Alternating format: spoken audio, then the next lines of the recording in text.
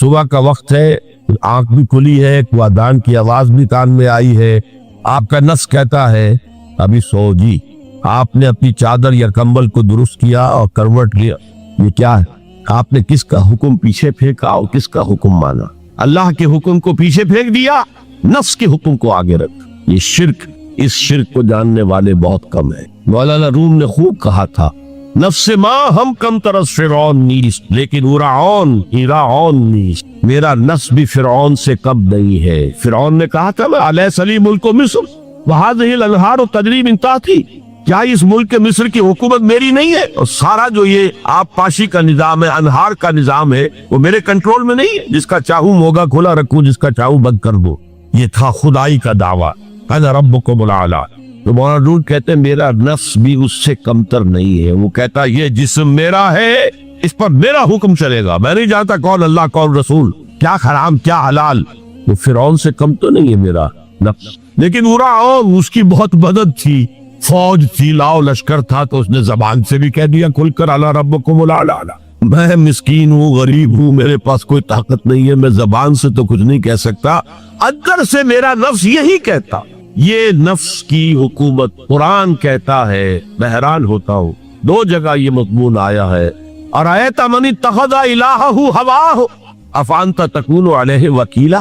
اے نبی تم نے دیکھا اس شخص کو، اس کے حال پر غور کیا جس نے اپنی خواہش نفس کو اپنا الہ بنا لیا ہے۔ اللہ اکبر، الہ لا الہ الا اللہ، کلمہ توحید کا مرکزی لفظ یہاں آ رہا ہے، من اتخذ الہہ ہواہ، جس نے اپنی خواہش نفس کو اپنا معبود بنا لیا، الہ بنا۔ افانت تکون علیہ وکیلا، کیا آپ ایسے شخص کی کوئی ذمہ داری لے سکتے ہیں؟ سود حرام ہوا کرے جی، حرام ورام، ہمارا دھندا جو ہے وہ آگے بڑھ نہیں سکتا۔ اللہ کے حکم کو پیچھے ڈالا، نفس کے تقاضے کو آگے رکھا۔ کون معبود ہے آپ؟ نام عبداللہ رکھیے، نام عبد الرحمن رکھیے، ہے عبد النفس، نفس کے بندے، نفس کے غلام۔ پوچھا گیا ایو الہجرت افضل یا رسول اللہ، اے اللہ کے رسول بتائیے سب سے اعلیٰ ہجرت کون سی ہے، افضل؟ فرمایا ان تاجر ما کرے ربک، ہر اس چیز کو چھوڑ دو جو تمہارے رب کو پسند نہیں۔ آج رات ہی سے آپ ہجرت شروع کر سکتے ہیں۔ جائزہ لیجئے کیا کیا چیزیں میری زندگی میں خلاف شریعت ہے، تو اللہ کو ناپسند ہے، فیصلہ کیجئے کہ آج کے بعد نہیں ہوگی، ہجرت شروع ہو گئی۔ افضل الہجرہ، سب سے افضل ہجرت شروع ہو گئی۔ المجاہد من جاہد نفسہ، جہاد تو یہاں سے شروع ہو گیا، اپنے نفس کے خلاف جہاد کرنا۔ صبح نفس نے کہا ابھی سو جاؤ، آپ نے نفس کی بات کو رکھ دیا، اپنا کمبل اٹھا کے پھینکا، اٹھے، وضو کیا،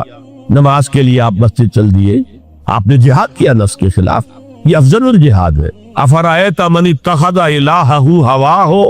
افانت تکون علیہ وکیلا، کیا تم نے غور کیا اس شخص کی حالت پر جس نے اپنی خواہش سے نفس کو اپنا معبود بنا لیا، الہ بنا لیا، کہہ رہا ہے لا الہ الا اللہ، لا الہ الا اللہ، لیکن الہ تو اس کا لفظ ہے۔ ظاہر بات ہے فرعون نے اگر دعویٰ کیا تھا میں تمہارا خدا ہوں، انا ربکم الاعلی، تو کیا اس کا مطلب یہ تھا کائنات میں نے پیدا کیے، تمہیں میں نے پیدا کیے؟ ذرا سوچیے، کیا وہ بزرگ موجود نہیں ہوں گے جنہوں نے اسے دیکھا ہو کہ آج اس کی ولادت ہوئی تھی، کل اس کی کوئی اور سیری بنی ہوئی تھی؟ یہ کیسے تھا؟ وہ دعویٰ کیا تھا؟ میرا حکم چلے گا، میں نہیں جانتا، علیہ سلیم ملک مصر کی حکومت میری ہے کہ نہیں؟ قرآن حکیم نے بھی سورہ آل عمران کے آخری رکوع میں ذکر کو سب سے پہلے اور سب سے اہم عامل کی حیثیت سے شمار کیا۔ چنانچہ اس کی پہلی آیت جو ہے سورہ آل عمران کے آخری رکوع کی، اس میں تو وہی مضمون جو میں بیان کر چکا وہ آیا ہے، ان فی خلق السماوات والارض واختلاف اللیل والنہار لآیات لأولی الالباب، یقیناً آسمانوں اور زمین کی تخلیق میں اور دن اور رات کے الٹ پھیر میں نشانیاں ہیں ہوش مندوں کی۔ ان کے ذریعے سے انسانی شعور کے اندر وہ معرفت رب اجاگر ہوگی۔ وہ پہلا مرحلہ اس نے طے کر لیا، وہ ڈورمنٹ معرفت اب ایکٹیویٹ ہو گئی۔ اب مزید فکر کا مرحلہ ہے جو اگلی آیت میں آیا ہے، الذین یذکرون اللہ قیاما وقعودا وعلی جنوبہم ویتفکرون فی خلق السماوات والارض ربنا ما خلقت ھذا باطلا سبحانک فقنا عذاب النار۔ یعنی تفکر جو ہے، ویتفکرون فی خلق السماوات والارض، وہ تفکر کرتے ہیں، غور و فکر کرتے ہیں آسمان اور زمین کی تخلیق میں، لیکن اس تفکر کے ساتھ لازماً ذکر اور ذکر مدام، ذکر بھی وہ کہ جو مستقل ہو، ہر حالت میں ہو۔ الذین یذکرون اللہ قیاما وقعودا وعلی جنوبہم، وہ لوگ کہ جو اللہ کو یاد رکھتے ہیں، اللہ کا ذکر کرتے ہیں، کھڑے ہوئے بھی، بیٹھے ہوئے بھی، اور اپنے پہلوؤں کے بل یعنی لیٹے ہوئے۔ اب ان تین کے سوا تو کوئی پوزیشن انسان کی نہیں ہے، اسی کا نام ہے دوام ذکر۔ اور اس کے ساتھ اگر وہ تفکر کرتے ہیں تو ان کا فکر اگلی منزل تک پہنچتا ہے۔ تو پہلی شے تھی فکر انسانی کی صحیح رخ پر مزید پیش قدمی اور پیش رفت، اور اس کے لیے لازم ہے ذکر و فکر کا امتزاج۔ دوسری چیز کو لیجئے عمل کی درستی۔ اس عمل کی درستی کے لیے اللہ تعالیٰ کے ساتھ ایک گہرے تعلق کی بنو، اس لیے کہ صبر کی بحث میں یہ مضامین شاید آپ کے سامنے آ گئے ہو کہ صبر جہاں مصیبت پر صبر ہوتا ہے، تکلیف پر صبر ہوتا ہے، اللہ کے احکام پر جمنا یہ بھی صبر ہے، نفس کی خواہشات کی واق کو تھام کر رکھنا، کھینچ کر رکھنا یہ بھی صبر، اور استقامت کسی شے پر قائم رہنا یہ بھی صبر۔ تو عمل صحیح پر استقامت کے لیے وَاصْبِرْ وَمَا صَبْرُكَ إِلَّا بِاللَّهِ، اس صبر کی سب سے اہم جو بنیاد ہے، اس کا جو سب سے بڑا ذریعہ ہے، اس کا جو سب سے بڑا سہارا ہے، وَمَا صَبْرُكَ إِلَّا بِاللَّهِ، اس کے لیے ضرورت ہے ایک گہرے تعلق کی کہ اللہ کے ساتھ ایک ایسا تعلق برقرار رہے جو نہ صرف گہرا ہو بلکہ دائم و قائم مسلسل۔ ذرا ظہول ہوگا تعلق مع اللہ میں، ذرا کمی آئے گی شیطان کا وار کاری ہو جائے۔ اسی کو حضور نے حدیث میں یوں تعبیر کیا ہے تمثیلاً کہ جو دل اللہ کی یاد سے غافل ہے اس پر، فارسی کا وہ مقولہ بھی ہے کہ خانہ سالی را دیو بھی گیرت، خالی رہے تو جنات اس پر دیو جو ہے آ کر قبضہ جما لیتے ہیں۔ تو خانہ قلب جو ہے اگر یاد خداوندی سے خالی ہو گیا تو شیطان ابلیس لعین اپنی تھوتنی ٹکا دیتا ہے۔ یہ لفظ آتا ہے سور کے منہ کے لیے تھوتنی، جس طرح اس کا نکلا ہوا سبو ہوتا ہے آگے، تو یہ لفظ استعمال کیا گیا کہ وہ اپنی تھوتنی انسان کے دل پر جما کر اور تھوکے مارنے شروع کر دیتا ہے۔ تو شیطان کو موقع ہی کب ملتا ہے جب انسان کے تعلق مع اللہ کے اندر کنگر وہ خانہ بالکل خالی ہو گیا ہو یا اتنا ضعیف ہو گیا ہو کہ کل عدم ہو جائے، وہ یا کہ نہیں۔ تیسری چیز کی طرف آئیے، روحانی ترقی۔ روحانی ترقی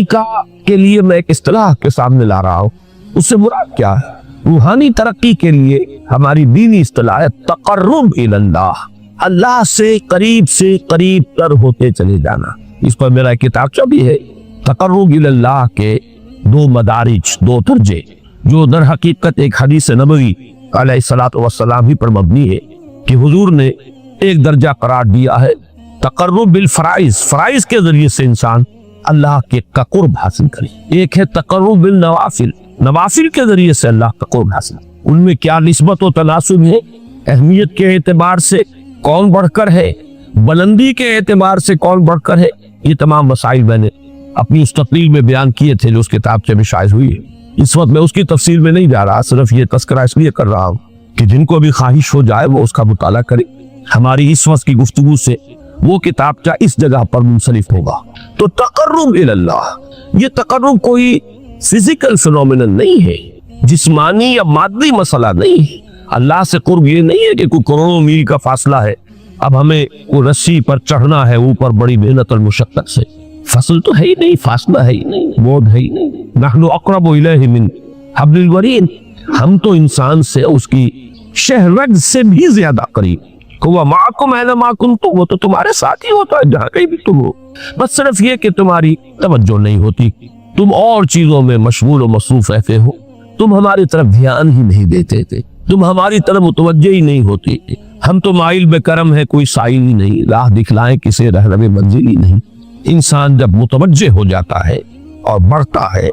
آگے پیش قدمی کرتا ہے روحانی اعتبار سے، تو یہ ہے در حقیقت تقرب الی اللہ، اور اسی کو ہم کہیں گے روحانی ترقی۔ اب ان تین چیزوں کو اگر آپ نے ذہن میں جما لیا، پھر میری بات کی ترکیب اس کو ذہن میں قائم کیجئے۔ ہم چلے کہاں سے کہ دین کے ساتھ اصل مناسبت فلسفے کی نہیں، حکمت کی۔ نمبر 2، حکمت قرآنی کا پہلا اور اہم ترین اور بنیادی مسئلہ معرفت رب کا حصول ہے، اس کا نتیجہ شکر خدا، اس کا ذریعہ آیات آفاقی، آیات انفسی، اور سب سے بڑھ کر آیات قرآنیہ جو الذکر ہے، جو تذکرہ ہے، جو ذکرہ ہے۔ لیکن اس پہلے مرحلے کو اگر کوئی انسان بفضل ہی تعالی، اللہ کے فضل و کرم سے طے کر لے، اب اس کے سامنے تین مسئلے۔ فکر کی مزید پیش رفت، مزید پیش قدمی صحیح رخ پر، اس کے لیے ذکر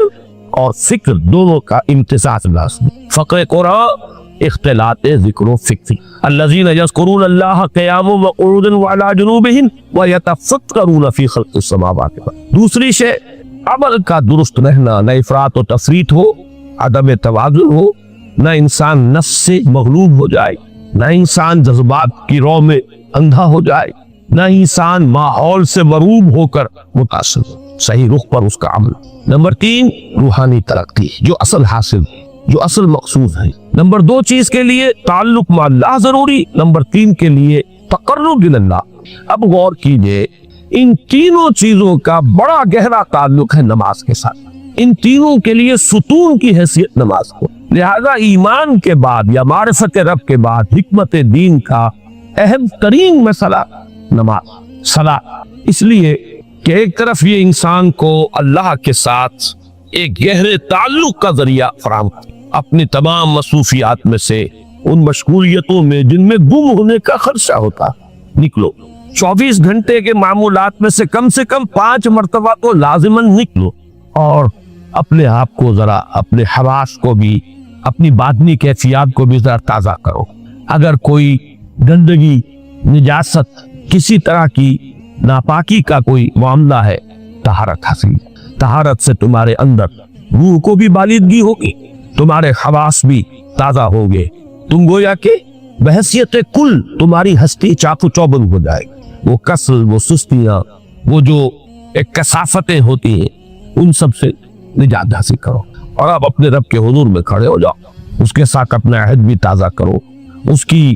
اہم صفات کو بھی اپنے ذہن میں پھر مستحضر کرو۔ یہی وجہ ہے، دیکھیے میں نے جو آیات آپ کو شروع میں سنائی تھی، سورہ لقمان کی 2 آیتیں، پہلی آیت میں اس کا ترجمہ کر چکا، دوسری آیت وَلَقَدْ وَإِذْ قَالَ لُقْمَانُ لِابْنِهِ وَهُوَ يَعِظُهُ يَا بُنَيَّ لَا تُشْرِكْ بِاللَّهِ إِنَّ الشِّرْكَ لَظُلْمٌ عَظِيمٌ۔ اس کے بعد درمیان میں کچھ مضمون آ کر پھر وہ آیت مبارکہ آئی تھی، یا بنی اقم الصلاۃ وامر بالمعروف وانہ عن المنکر واصبر علی ما اصابک۔ گویا کہ اہم ترین چیز، بنیادی ترین چیز،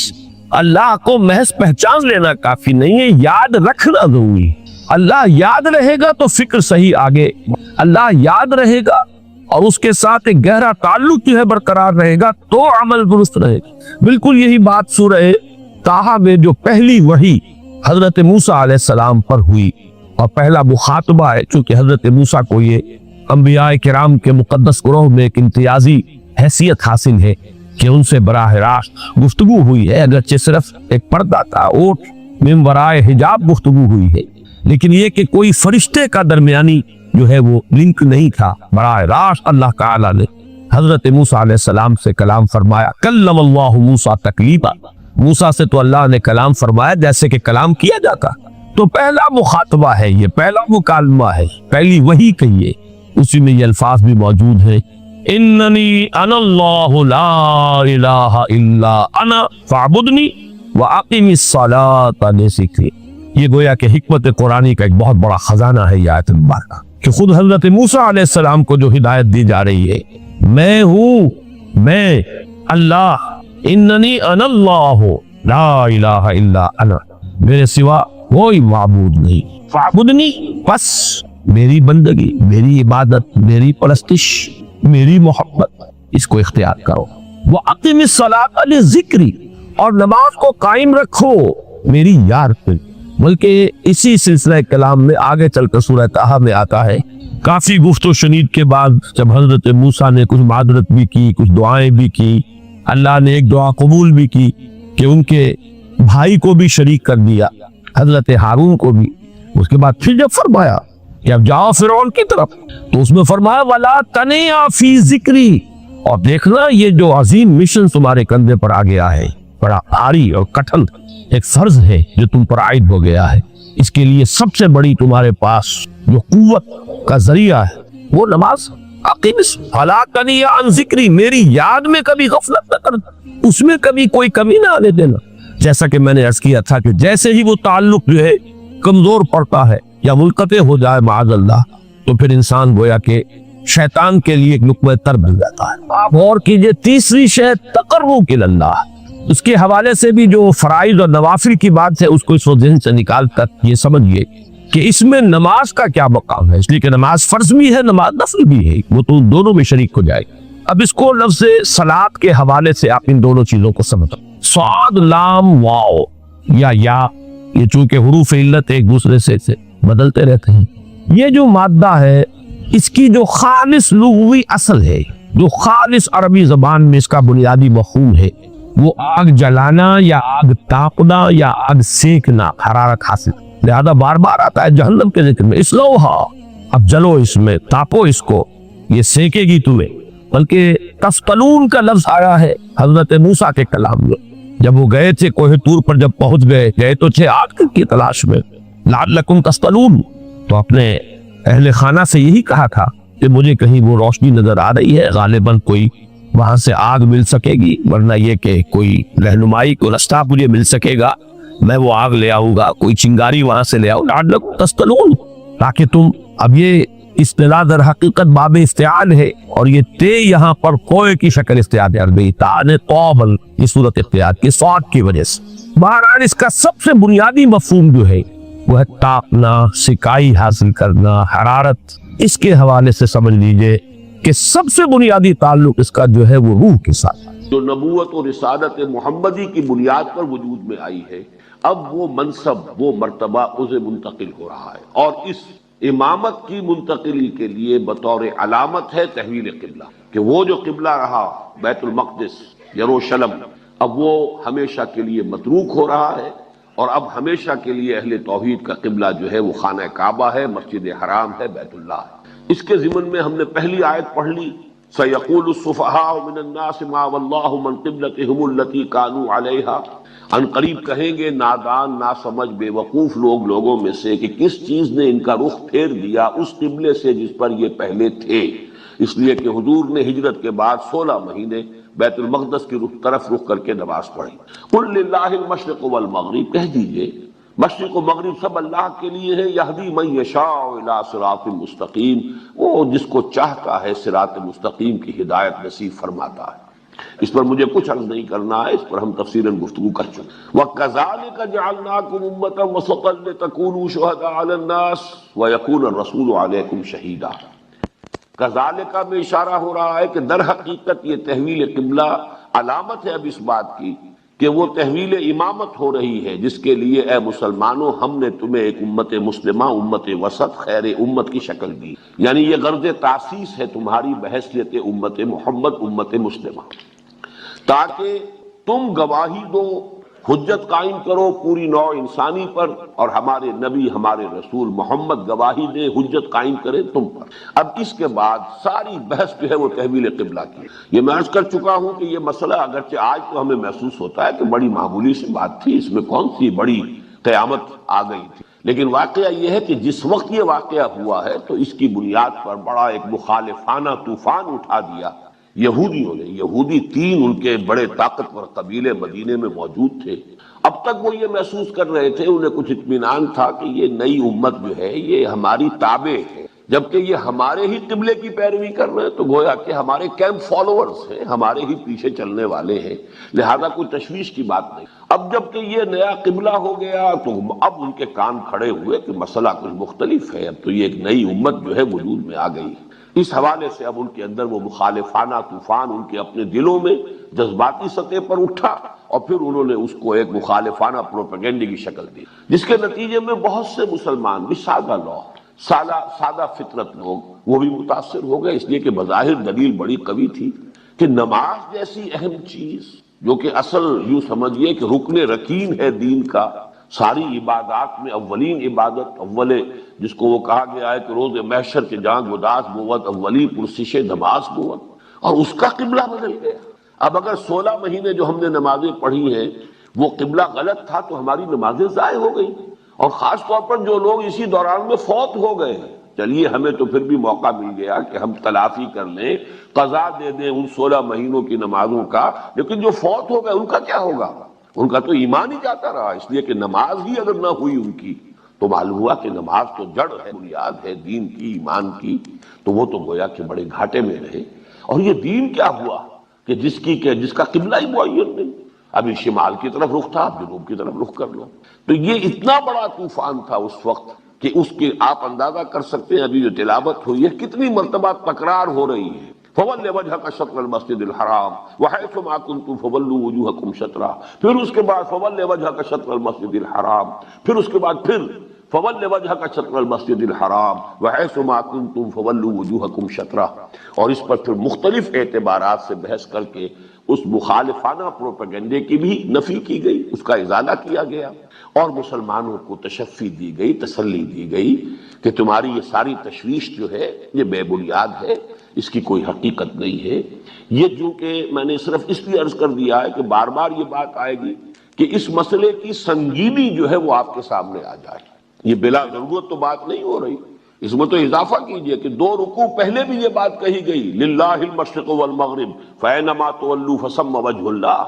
اصل میں تو اس پوری بحث کی تمہید وہاں سے شروع ہو گئی تھی، 14ویں رکوع سے شروع ہو گئی تھی، اور پھر 2 رکوعوں کے بعد پھر اس کا اعادہ ہوگا، لیس البر ان تولوا وجوہکم قبل المشرق والمغرب ولکن البر من آمن باللہ والیوم الآخر۔ یہ مشرق و مغرب کی طرف رخ کر لینا یہی نہیں ہے اصل نیکی، اصل نیکی کوئی اور شے ہے۔ سخن شناس نئی دل برا خطا انجاز، تم اگر تشویش محسوس کر رہے تو اس لیے کہ حقیقت بر، نیکی کی اصل حقیقت ابھی تم پر منکشف نہیں ہوئی، تم نے ظواہر اور مظاہر کو اصل شے سمجھ لیا ہے، حالانکہ ظواہر اور مظاہر اپنی جگہ ان کی اہمیت ہے، لیکن یہ کہ اصل اہمیت تو وہ روح بر و تقویٰ ہے کہ جو پوری شخصیت میں سرایت کر جاتی ہے، اور پھر وہ انسانی شخصیت کا یہ حیولہ سامنے آتا ہے جو اس آیت بر میں، جو آیت سورۃ بقرہ کی 177 نمبر کی آیت ہے، ہمارے منتخب نصاب کا دوسرا سبق اس پر مشتمل ہے، وہ پورا ایک انسانی کردار کا حیولہ آ جاتا ہے۔ تو میں اس کی تشبیہ دیا کرتا ہوں کہ جیسے آپ یوں کھڑے ہو جائیں، دونوں ہاتھ اپنے پھیلا لیں،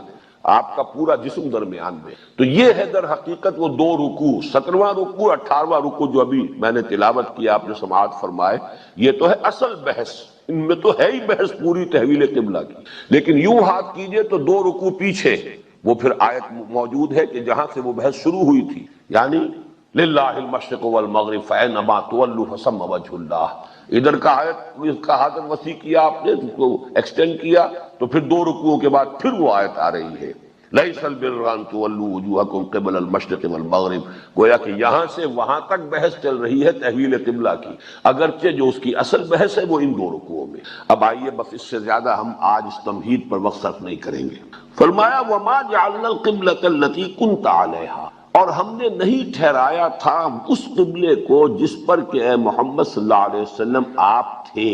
یعنی یہ 16 ماہ جو آپ کا قبلہ رہا ہے وہ ہم نے نہیں ٹھہرایا، نہیں قرار دیا، نہیں بنایا، الا لنعلم، مگر اس لیے کہ ہم دیکھیں، من یتبع الرسول، کون ہے وہ لوگ کہ جو رسول کا اتباع کرتے ہیں ہر حال میں، رسول کی بات کی پیروی کرتے ہیں، رسول کا کہنا مانتے ہیں، ممن ینقلب علی عقبیہ، ان کو جدا کرنے، ممیز کرنے ان لوگوں سے کہ جو اپنی ایڑیوں کے بل لوٹ۔ یہاں اصل حکمت بیان ہو رہی ہے کہ یہ تحویل قبلہ کا مسئلہ 2 دفعہ جو چکر چلا، یہ کیوں چلا، اس کی حکمت کیا؟ اللہ تعالیٰ کا کوئی کام حکمت سے خالی نہیں ہے، فعل الحکیم لا یخلو عن الحکمہ، کسی حکیم اور دانا انسان کا بھی کوئی فعل جو ہے وہ حکمت سے خالی نہیں ہوتا، تو اللہ تعالیٰ کا اتنا بڑا فیصلہ یہ بغیر حکمت کے کیسے ہے؟ حکمت ہے، اس کو سمجھو۔ لیکن پہلے نوٹ کیجئے کہ وما جعلنا میں اس کو اللہ تعالیٰ اپنی طرف منسوب کر رہے ہیں، حالانکہ پورے قرآن میں کوئی آیت ہمیں نہیں ملتی کہ جس میں حضور کو یہ حکم دیا گیا ہو کہ آپ خانہ کعبہ کی طرف رخ کرنے کی بجائے اب بیت المقدس کی طرف رخ کر کے نماز پڑھ، جبکہ اللہ تعالیٰ فرما رہے ہیں کہ یہ قبلہ جو تھا یہ ہم نے مقرر۔ اب اس کا مفہوم کیا؟ پہلا مفہوم، اور وہ اس اعتبار سے بہت اہم ہے کہ وحی خفی کے لیے یہ ایک بہت بڑی دلیل ہے قرآن مجید میں کہ حضور کو وحی صرف وحی جلی نہیں آتی تھی، وحی خفی بھی۔ قرآن مجید ریکارڈ ہے وحی جلی کا۔ وحی جلی یہ وحی مطلوع کہلاتی جس کی تلاوت کی، اور یہ وحی باللفظ، اس کا ایک ایک حرف جو ہے وہ اللہ کی طرف سے ہے۔ ایک وحی خفی ہے کہ ایک مفہوم حضور صلی اللہ علیہ وسلم کے قلب مبارک پر اتار دیا جاتا تھا، اسے ہم القاء بھی کہتے ہیں، الہام بھی کہتے ہیں۔ یہ القاء اور الہام جو ہے عام انسانوں کو بھی ہو سکتا ہے، غیر نبی کو بھی ہو سکتا ہے، لیکن نبی کو جب القاء و الہام ہوتا ہے تو وہ بھی قطعی ہوتا ہے، وہ بھی اللہ تعالیٰ کے حکم کے درجے میں۔ جیسے کہ آپ کو معلوم ہے حضرت ابراہیم کو حضرت اسماعیل کو ذبح کر دینے کا حکم خواب میں ملا ہے، وہ وحی جلی نہیں تھی۔ انی ارا فی المنام انی اذبحک فانظر ماذا تری، نبی کا خواب بھی وحی ہے۔ لیکن یہ جو چاہے رؤیا صالحہ ہو، چاہے وہ کوئی الہام ہے، کوئی القاء ہے، نفس فی الروع ہے، یہ تمام چیزیں جو یہ وحی خفی کہلاتی۔ تو معلوم ہوا کہ حضور کو اللہ تعالیٰ نے وحی خفی کے ذریعے سے یہ حکم دیا کہ آپ اب نماز کے لیے اپنا رخ یا وہ شلم کی طرف کیجئے، شمال کی طرف۔ ایک اس کی تعویل یہ، دوسری تعویل یہ بھی ہو سکتی ہے کہ یہ حضور صلی اللہ علیہ وسلم کا اپنا اجتہاد ہو، لیکن جو اجتہاد نبوی جس کو اللہ تعالیٰ کی طرف سے تسلیم کر لیا جائے، اس کو ریکگنائز کر لیا جائے، ایکنالج کر لیا جائے، وہ بھی گویا کہ اللہ کی طرف سے۔ اس کو اصطلاح شریعت میں بلکہ حدیث، فن حدیث کی اصطلاح میں تقریر کہا جاتا ہے۔ حدیث کہتے ہیں ہم جس کو خبر کہتے ہیں، وہ حضور صلی اللہ علیہ وسلم کا قول یا فعل یا تقریر ہے۔ کیا معنی؟ یا تو کوئی بات حضور نے فرمائی وہ حدیث ہے، یا کوئی کام حضور نے کیا وہ بھی حدیث ہے، یا کوئی کام حضور کے سامنے کیا گیا اور آپ نے اسے روکا نہیں، یہ بھی گویا کہ امپلائڈ ہے ریکگنیشن، اور امپلائڈ پرمیشن اس کے اندر ہو گئی کہ حضور کے سامنے ایک کام ہوا اور حضور نے اس تقریر کے معنی یہ ہے، یہاں پہ تقریر وہ نہیں ہے جو میں کر رہا ہوں، بلکہ تقریر برقرار رکھنا، کسی چیز کو اپنی جگہ پر قائم رکھنا۔ حضور نے کوئی کام، حضور کے سامنے کسی صحابی نے کوئی فعل کیا، کوئی کام کیا اور حضور نے اس پر نکیر نہیں کی، روکا نہیں، تو گویا کہ وہ بھی شریعت کا جز بن گئی، اب یہ وہ دلیل بن گئی۔ اگر غلط ہوتی تو حضور روک دیتے۔ اسی طرح حضور کے اجتہاد پر اگر اللہ کی طرف سے روک ٹوک نہ آئے، آپ کو منع نہ کیا جائے، تو اجتہاد محمدی صلی اللہ علیہ وسلم کو اگر اللہ تعالیٰ برقرار رکھتا ہے تو یہ اللہ کی تقریر ہے، اور یہ گویا کہ یہ بھی اللہ کی طرف سے اسے ریکگنیشن مل گئی، اللہ کی طرف اس کی نسبت صحیح ہو۔ ایک دوسری تعویل یہ، اب یہ کہ یہ اجتہاد کیوں تھا، کس بنیاد پر تھا؟ اگر تو یہ وحی خفی تھی، اللہ کا حکم تھا براہ راست، تب تو یہ سوال اٹھتے ہی نہیں۔ وہ تو اللہ کی حکمت ہے، اللہ خود جانتا ہے، اللہ جو چاہتا ہے حکم دیتا ہے، یحکم ما یرید، جو حکم چاہتا ہے دیتا ہے، اگرچہ ہمارا اجمالی یقین ہے کہ وہ حکمت پر مبنی ہے۔ لیکن اجتہاد اگر حضور کا تھا جسے کہ اللہ تعالیٰ نے برقرار رکھا، اور تقریر خداوندی کے ذریعے سے وہ گویا کہ منسوب ہو رہا ہے اللہ کی طرف، تو سوچنے کی بات ہے کہ آپ کے اجتہاد کی بنیاد کیا ہو سکتی۔ آپ کے اجتہاد کی ایک بنیاد یہ ہو سکتی تھی کہ اصول ہے، یہ دین کے معاملے میں چونکہ تسلسل ہے، یہ وہی دین چلا رہا ہے آدم سے اور محمد الرسول اللہ تک، دین میں کوئی فرق نہیں ہے۔ جو چیز سابقہ امت کی منسوخ نہ ہوئی ہو وہ گویا کہ برقرار ہے، کیونکہ جب تک کہ اس منسوخی قبلہ کا حکم نہیں آیا تو سابقہ امت کا قبلہ ہی گویا کہ مسلمانوں کے لیے وہ واجب الاتباع ہے، اس لیے کہ سابقہ امت وہ جس شریعت پر تھی وہ بھی تو شریعت خداوندی تھی، اور اس کا جب تک کہ کسی معاملے میں اس کی منسوخی نہیں ہو جاتی، یہی وجہ کچھ عرصے پہلے وہ آیت آ چکی ہے، ما ننسخ من آیت او ننسها نأتی بخیر منها او مثلها، تو گویا کہ سابقہ شریعت کی جو شے منسوخ نہ ہوئی ہو اور جب تک اس کی منسوخی کا اعلان قرآن میں نہیں ہوتا وہ شے قائم رہے گی۔ یہی وجہ ہے حضور تشریف لائے مدینے میں، آپ نے دیکھا عاشورہ کا روزہ رکھتے ہیں، آپ نے فرمایا ہم بھی رکھیں گے، اس لیے کہ سابقہ امت کا تعامل ہے، سابقہ امت کی چیز ہے، جب تک کہ اس کے بارے میں کوئی نیا حکم قرآن میں نہیں آتا وہ ہم پر بھی لاگو ہے۔ اور اسی کے حوالے سے نوٹ کر لیجئے بہت اہم مسئلہ ہے رجم کا۔ رجم جو شریعت محمدی میں ہے صلی اللہ علیہ وسلم، اصل میں وہ تسلسل ہے شریعت موسوی کا، تورات کا حکم ہے کہ جس کو حضور نے پھر قائم رکھا ہے اور اپنے عمل کے ذریعے سے برقرار کیا رکھا ہے، حالانکہ اس کے لیے قرآن مجید میں کوئی آیت نازل نہیں ہوئی، لیکن قرآن مجید میں اس کی تنسیخ کا نہ آنا دلیل قطعی ہے کہ وہ رجم جو ہے برقرار رہے گا، اس لیے کہ سابقہ امت میں شادی شدہ زانی اور زانیہ کی سزا رجم ہے۔ تو اس اصول کو اچھی طرح جان لیجئے کہ حضور کا یہ اجتہاد اس اصول پر مبنی ہو سکتا ہے کہ سابقہ امت کا جو تسلسل ہے اسی کو برقرار رکھا جائے گا جب تک کہ وہ منسوخ نہ ہو۔ اس میں ایک اور بات بھی ہو سکتی ہے ضمنی، کہ حضور نے مصلحت کو بھی دیکھا ہو، اور وہ مصلحت یہ کہ فوری طور پر ابھی جو بہت سے مسائل ہیں قریش کو کنفرنٹ کرنا ہے۔ ابھی آپ کی دعوت جو ہے اور انقلابی جدوجہد جس نئے مرحلے میں داخل ہوئی تھی تو اس میں اصل ٹارگٹ تو قریش تھی، لبریشن آف مکہ، کیونکہ حرم جو ہے اور وہ مرکز توحید مشرکین کے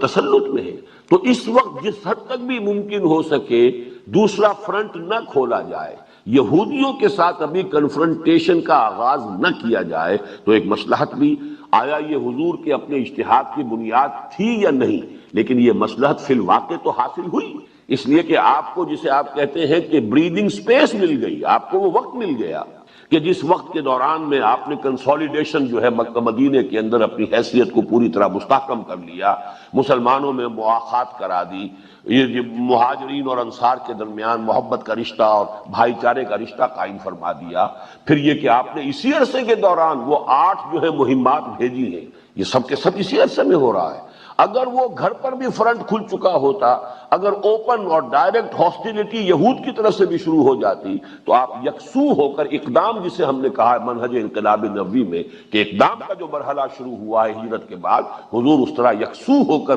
اپنے اس اقدام کے مرحلے پر اپنی توجہات کو مرکوز نہ کر سکے۔ یہ مصلحت بالفعل تو ظاہر ہوئی۔ یہ دوسری بات ہے جو میں عرض کر رہا ہوں کہ آیا حضور کے پیش نظر بھی یہ تھی یا نہیں، یہ ہم یقین سے نہیں کہہ سکتے، اور آیا یہ حضور کا اجتہاد اس بنیاد پر تھا یا نہیں، یہ ہم یقین سے نہیں کہہ سکتے، بلکہ جیسا کہ میں نے عرض کیا یہ چیز بھی قطعی نہیں ہے کہ یہ حضور کے اجتہاد ہی پر مبنی بات تھی، بلکہ ہو سکتا ہے کہ یہ وما جعلنا القبلۃ التي كنت عليها یہ وحی خفی کی بنیاد پر ہو، اللہ تعالیٰ کی طرف سے وحی خفی کے ذریعے سے حضور کو یہ حکم دیا گیا۔ بہرحال اب آئیے اگلی بات کی طرف کہ اس کی حکمت کیا تھی۔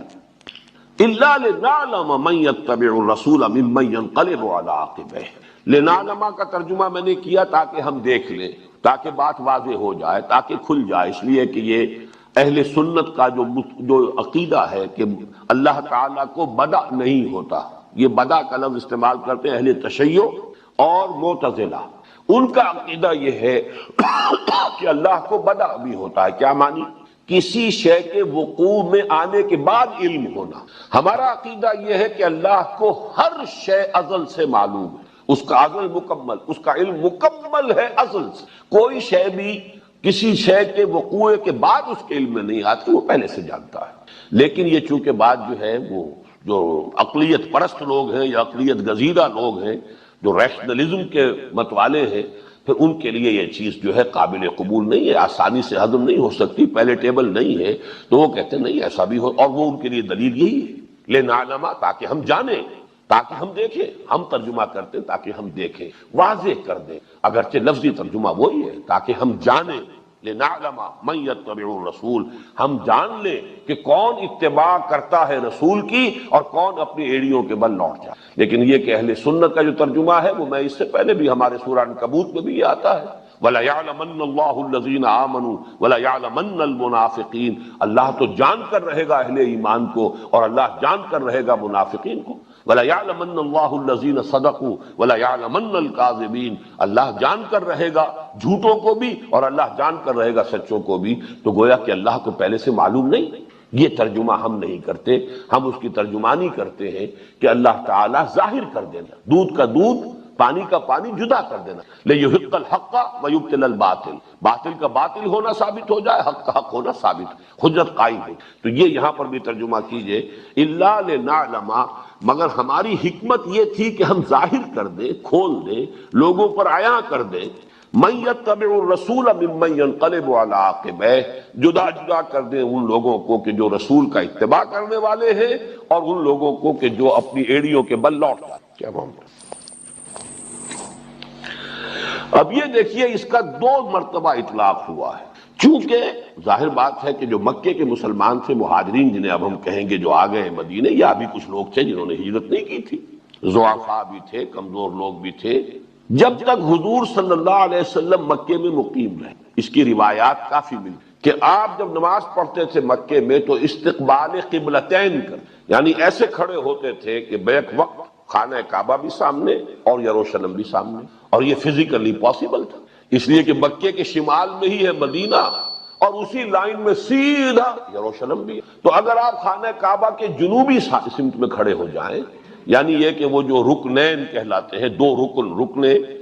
یمانی اور دو رکن وہ اسود جو ہے جس پہ حجر اسود ہے، اگر ان دونوں کے مابین کھڑے ہیں آپ اور خانہ کعبہ سامنے ہے، تو گویا کہ استقبال قبلتین، بیک وقت دو قبلوں کا آپ استقبال کر رہے ہیں۔ آپ خانہ کعبہ بھی آپ کے سامنے ہے اور یہی یروشلم جو ہے وہ بھی سامنے ہے۔ اب ہجرت کے بعد یہ ممکن نہیں تھا، تو لہذا فیصلہ اب یہ ہوا، چاہے وہ وحی خفی سے ہوا چاہے حضور کے اجتہاد سے ہوا، یہ بحث میں کر چکا ہوں کہ اب یروشلم کی طرف رخ ہوگا، اور یہ بہت بڑا امتحان بن گیا مکے کے لوگ، اس لیے کہ خانہ کعبہ جو ہے اس کی ایک مذہبی حیثیت تو ابھی قرآن مجید کے نزول کے ذریعے سے واضح ہو رہی ہے۔ ان کے لیے یہ نیشنل مونومنٹ تھا، ان کی نسلی یادگار، ان کی خاندانی قومی یادگار، اس کو ایک قومی تقدس کا درجہ حاصل تھا، اس کی طرف پیٹھ کرنا یہ ان پر طبعاً بہت شاق گزرا۔ لیکن یہ کہ اسی شے سے پورا ٹیسٹ ہو گیا کہ کون شخص واقعتاً محمد الرسول اللہ کی پیروی کرنے والا ہے، کہ جو حکم آپ نے دیا اس کی پیروی کرنے، اور کون وہ ہے کہ جو اپنی سابقہ جو عصبیتیں ہیں، جو اپنی قومی یا نسلی عصبیتیں ہیں، کون ابھی ان کے ساتھ بندھے ہوئے ہیں۔ اس لیے کہ اگر وہ آپ کا تعلق اپنی قومی اور نسلی اور روایتی عصبیت کے ساتھ مضبوط ہے، تو اب اس تحویل قبلہ کو، یعنی تحویل قبلہ جو ہوا کعبے سے ہٹ کر اور یروشلم کو قبلہ بنانا، یہ ان کے ایمان کا ایک بہت بڑا امتحان بنا۔ لیکن یہ کہ بہرحال صحابہ کرام کا جو ایمان جس درجے گہرا ہو چکا تھا، اس سے جو مظہر اس کا سامنے آیا وہ یہی ہے کہ کوئی بھی نہیں تھا مسلمانوں میں سے کہ جس نے وہ مکے کے لوگوں میں سے کہ جنہوں نے اس